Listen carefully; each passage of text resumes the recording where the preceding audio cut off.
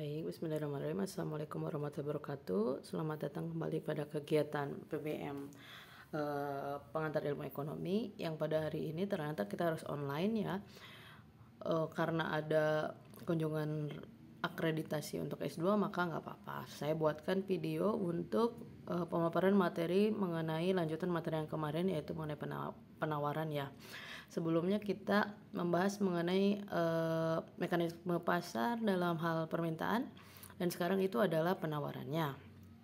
Oke, kita langsung saja. Penawaran ini kalau pada permintaan itu merupakan tinjauan ekonomi dari segi pembeli atau konsumen, maka penawaran merupakan kegiatan ekonomi yang dilakukan oleh penjual atau produsen.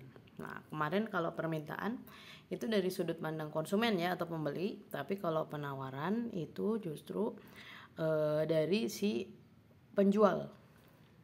Nah, penawaran dapat diartikan sebagai jumlah barang atau jasa yang tersedia dan dapat dijual oleh penjual. Sama halnya seperti permintaan yang juga banyak hal yang mempengaruhinya, penawaran juga punya banyak hal yang juga mempengaruhi tingkat penawarannya. Di antaranya pertama harga barang itu sendiri. Kalau berkaitan dengan permintaan dan penawaran, harga itu menjadi aspek yang sangat menentukan.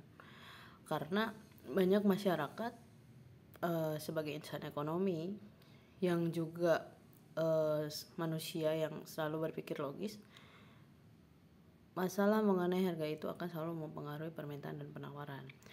Kalau dalam permintaan itu semakin harganya murah, maka permintaan akan semakin meningkat. Dan kalau dalam penawaran, kalau dari sudut pandang penjual, harga juga akan mempengaruhi. Seorang penjual itu pasti akan lebih bersemangat ketika dia melihat barang yang ia jual di pasaran itu harganya sedang tinggi. Nah, berikutnya lagi adalah harga barang lain yang terkait, secara otomatis itu juga akan mempengaruhi penawaran ya. Tapi balik lagi kalau dalam penawaran tetap sudut pandangnya bukan dari sudut pandang pembeli, tapi dari si penjualnya. Harga faktor produksi juga mempengaruhi yang namanya penawaran. Kenapa mempengaruhi? Seperti misalkan ya, seorang penjual kain misalkan, seorang penjual pakaian musim dingin atau kalau di Indonesia mas sweater ya. Nah, kalau misalkan harga bahan bakunya dalam hal ini benang rajutnya ada pada kondisi benang rajut itu tuh mahal, maka secara otomatis penjual itu akan melakukan supply yang lebih sedikit. Karena bahan bakunya lagi mahal, dia akan menyediakan barang lebih sedikit. Lain cerita kalau misalkan bahan baku sedang murah, besar kemungkinan dia akan menyediakan sweater lebih banyak. Karena hal inilah harga faktor produksi itu akan mempengaruhi tingkat penawaran. Berikutnya biaya produksi. Biaya produksi juga mempengaruhi. Kalau biaya produksinya murah, ya supply-nya juga akan meningkat. Kalau biaya produksinya mahal, supply-nya juga akan menurun. Berikutnya teknologi produksi. Teknologi produksi juga mempengaruhi yang namanya penawaran. Kalau teknologi semakin canggih dan bisa membantu memproduksi barang jadi lebih banyak dengan waktu yang lebih singkat, maka supply juga akan meningkat. Seperti contohnya seorang seperti halnya dengan seorang penjual pakaian, tapi pakaiannya dalam hal ini sablon misalkan. Kalau misalkan dia menyablon manual itu kan lebih lama ya. Nah, kemungkinan sekarang banyak pihak maklun yang menawarkan teknologi sablon yang jauh lebih murah tapi dengan tingkat produksi yang lebih banyak ya. Nah, karena canggih dan cepat memproduksinya, semakin canggihnya teknologi ini akan mempengaruhi supply atau pembeli menyediakan atau penjual itu mensuplai barang dagangannya. Kemudian jumlah pedagang atau penjual juga itu mempengaruhi. Kalau misalkan di pasar yang tadinya 2 orang penjual yang menjual barang yang sama, kemudian tiba-tiba datang lagi pemain baru, 2-3 pemain yang juga sama-sama menjual barang yang sama, otomatis penawaran pun akan semakin tinggi atau barang yang disuplai oleh para penjual ini akan semakin banyak. Kemudian tujuan perusahaan juga ini mempengaruhi penawaran ya. Seperti misalkan mungkin mudahnya kalau ini kita fokuskan kepada perusahaan-perusahaan yang memproduksi barang-barang yang prestisius ya. Kalau misalkan untuk perusahaan yang reguler sih biasanya ya sebanyak-banyaknya dia bisa memproduksi barang, sebanyak-banyaknya dia bisa memenuhi kebutuhan konsumen, sebanyak-banyaknya konsumen bisa melakukan tindakan pembelian atas barang yang dia jual, maka mungkin akan terus-terusan dia memproduksi barang atau mensuplai barang ya. Tapi untuk beberapa kasus, beberapa perusahaan justru membatasi produksi barang tertentu di waktu tertentu. Seperti misalkan barang-barang elektronik ya, kamera jenis Canon, DSLR ya, kamera jenis Canon, kemudian Nikon juga itu ada rentang waktunya. Misalnya dalam 2 tahun promosi dan penjualan, dalam 2 tahun itu dia tutup penjualannya. Jadi discontinue, nggak ada lagi jenis kamera tertentu. Misalkan 1000D ya, wah dulu banget ya untuk di Canon. Tapi 2 tahun berikutnya si 1000D itu nggak akan ada, tapi digantikan oleh DSLR yang baru dengan spesifikasi yang sama, mungkin ada peningkatan sedikit atau ada penurunan performa dari yang sebelumnya, tapi jenisnya beda ya tipenya. Sama juga halnya dengan iPhone nih, yang menggunakan iPhone pasti tahu kalau misalkan iPhone tuh terus-terusan discontinue. Misalnya iPhone 13 kemudian berakhir, dilanjutkan dengan iPhone yang berikutnya 14. Itu terjadi balik lagi ke tujuan perusahaannya. Dan tentu saja kebijakan pemerintah juga mempengaruhi penawaran atau suplai barang. Kalau misalkan terutama pada saat musim mendekati Idul Fitri, biasanya bahan pokok itu jadi langka ya. Nah, biasanya pemerintah itu mengeluarkan kebijakan kepada para penjual tuh jangan menimbun barang menjelang Idul Fitri atau menjelang bulan puasa, tapi kebijakan pemerintah menganjurkan para pedagang yang menjual bahan makanan pokok itu untuk menyediakan mensuplai barang-barang kebutuhan pokok yang dibutuhkan oleh masyarakat. Atau misalkan pemerintah melarang Indonesia untuk menjual produk tertentu, ya harus diikuti oleh para pelaku pasar, dalam hal ini penjual ya, yang mereka ini ingin menjadi penjual yang baik di Indonesia karena Indonesia negara hukum. Untuk menciptakan ketertiban masyarakatnya, ya masyarakatnya juga harus taat kepada hukum. Dalam hal ini kebijakan pemerintah akan mempengaruhi tingkat penawaran. Baik, kita lanjut slide berikutnya. Nah, quantity supplied itu adalah kuantitas barang yang dimana itu merupakan sejumlah barang yang ingin dan dapat dijual oleh penjual. Hukum penawaran ini berbeda ya dengan hukum permintaan. Kalau hukum permintaan itu berbanding terbalik. Kalau misalkan harga barang naik, maka permintaan akan turun.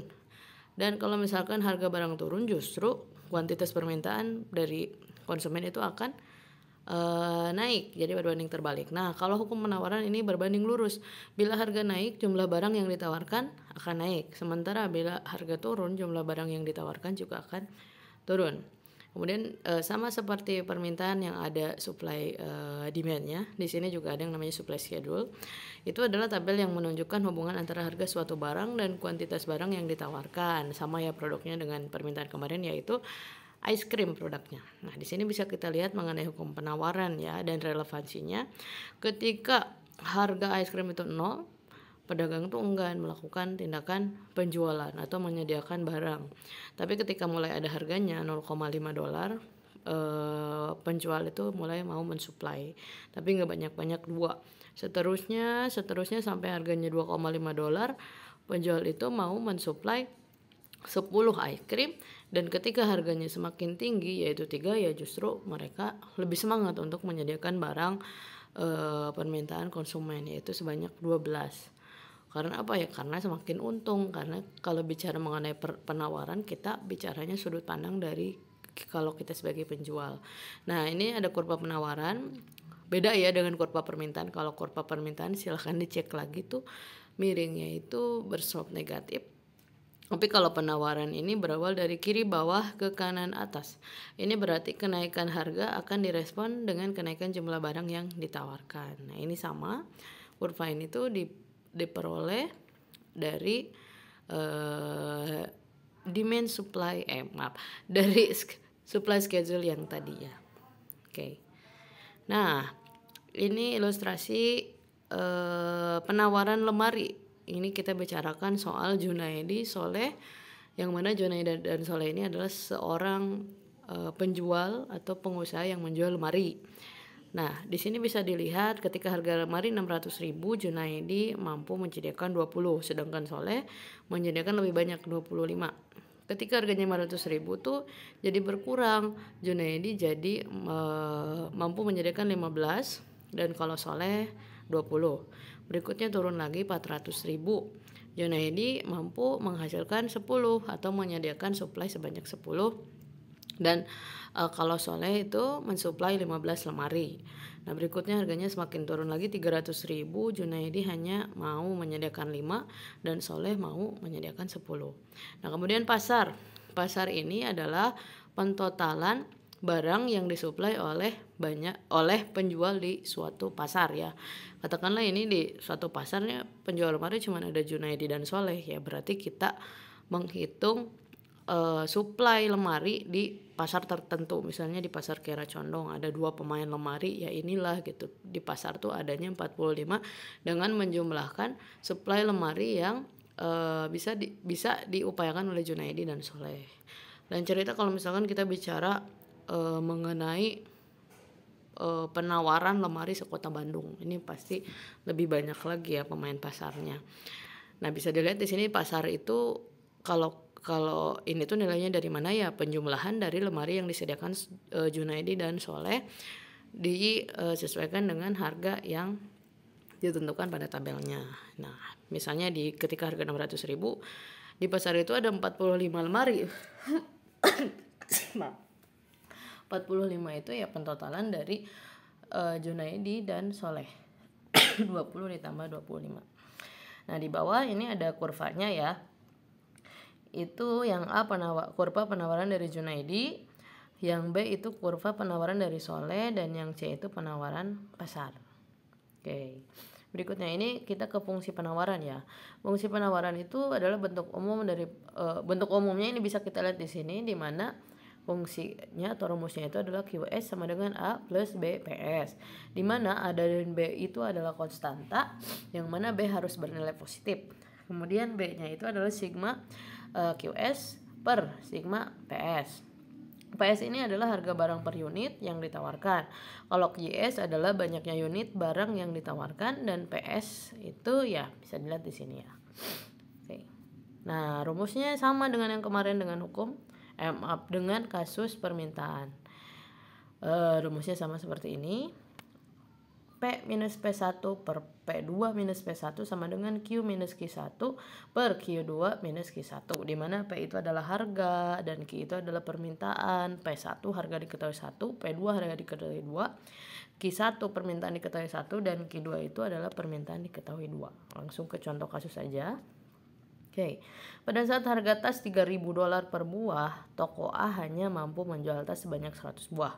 Dan pada saat harga tas $4.000 per buah, toko A mampu menjual tas lebih banyak, menjadi 200 buah. Nah, di sini bisa kita lihat kurva, maksudnya hukum penawaran di sini ya. Ketika harganya murah itu supply-nya sedikit, tapi ketika harganya meningkat, supply-nya juga meningkat. Bagaimana cara menjawabnya? Nah, ini kan yang ditanya. Dari kasus tersebut, buatlah fungsi penawarannya. Kita hanya mencari fungsi penawarannya. Nah, bagaimana cara menghitungnya? Sama ya. Ini dari soal yang tadi diketahui P1 3.000, Q1 100, P1 P2 ya, mohon maaf, P2-nya 4.000 dan Q2-nya adalah 200. Rumus yang ini kita langsung masukkan. Kan rumusnya P minus P1 per P2 minus P1 sama dengan Q minus Q1, Q2 minus Q1. Nah, di sini kita langsung masukkan, di mana ya P1-nya itu adalah 3.000. Kemudian Q1-nya 100, P2-nya 4.000 dan Q2-nya 200. Jadinya P minus 3.000 per 4.000 minus 3.000 sama dengan Q minus 100 per 200 minus 100. Kita kali silang ya.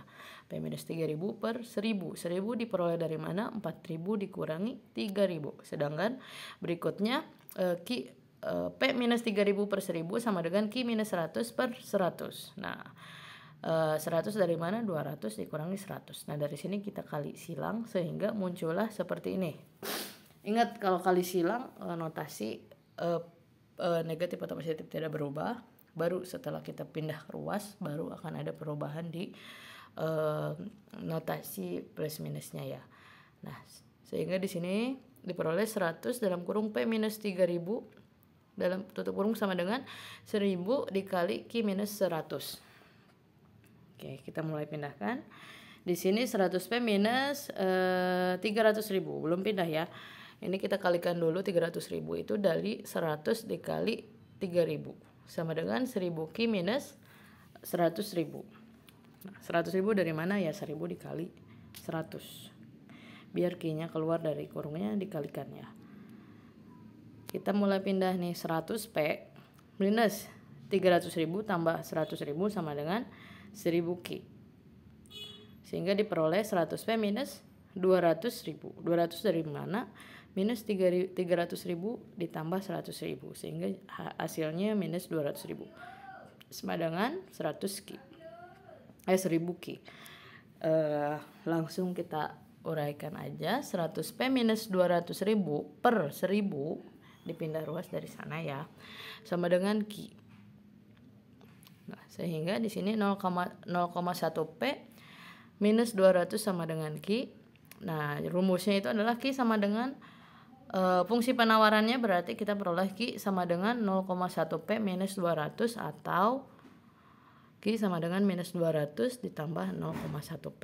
Dengan demikian ini adalah fungsi penawarannya berdasarkan contoh kasus yang tadi.